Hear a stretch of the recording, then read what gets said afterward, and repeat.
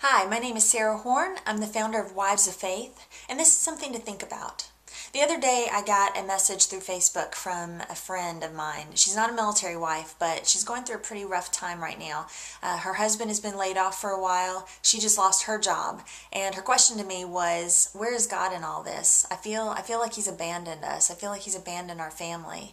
And I got to thinking about her message, and I know that there's probably a lot of other people out there who feel that way right now, and even military wives. Maybe if you're watching, maybe you're going through a deployment right now and you're struggling. Maybe you're dealing with other issues in your family or in your marriage, and you're wondering, where is God in all this?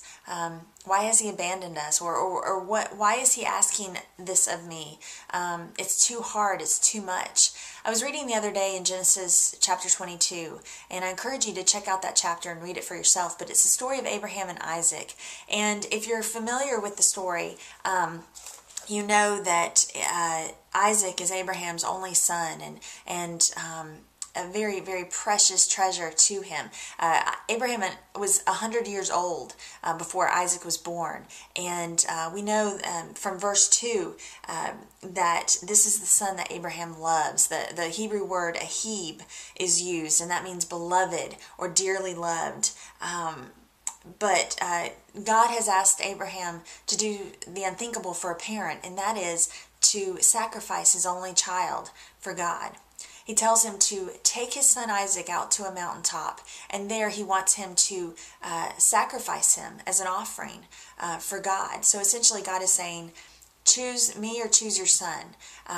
And so Abraham starts to carry out God's wishes, and he takes his son Isaac to a mountaintop 3 days away from where they live. And as he's preparing for this sacrifice, you have to wonder what he was thinking inside, what he was feeling, the anguish, the hurt, and saying to himself, maybe, God, this is too much. What are you up to? What are you doing? So what was God doing? I looked at this story and I was really praying about it, and I think God was asking not just for Abraham's obedience in this situation, but for his trust. And I want you to look and see what happens. Abraham is ready to kill his son. He's got the knife poised. He is ready to do everything that God has asked him to, but God stops him. And in Genesis 22:13 and 14, this is what he said. This is what happens. Abraham looked up, and there in a thicket he saw a ram caught by his horns. He went over and took the ram and sacrificed it as a burnt offering instead of his son. So Abraham called that place, the Lord will provide. And in the King James Version, it's Jehovah Jireh, which is one of the names of God that we can rely on, and which means God will provide. And to this day it is said, on the mountain of the Lord it will be provided. Friends, God brings us to mountains to show us His provision. Let me repeat that. God brings us to mountains to show us His provision. I don't know why job layoffs happen. And I'm right there with you. My husband is a Navy Reservist, but in the civilian world, he is still looking for work. He has been out of a full-time job for a long, long time. I don't know why deployments happen.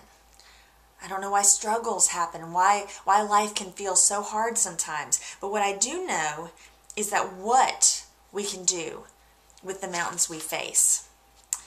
We can trust God that He knows what He's doing. We can trust Him because He's all sovereign. He's all knowing. We can look for His provision and what He wants to teach us. I don't believe God brings His struggles to punish us. I believe He brings His struggles to rely on Him and to know Him better and to become closer to Him. We can believe in what Romans 8:28 says, and we know in all things that God works for the good of those who love Him, who are called according to His purpose. We know it says it in His Word. And we can remind ourselves what Ecclesiastes 7:14 says, which is, when times are good, be happy, but when times are bad, consider this: God has made the one as well as the other.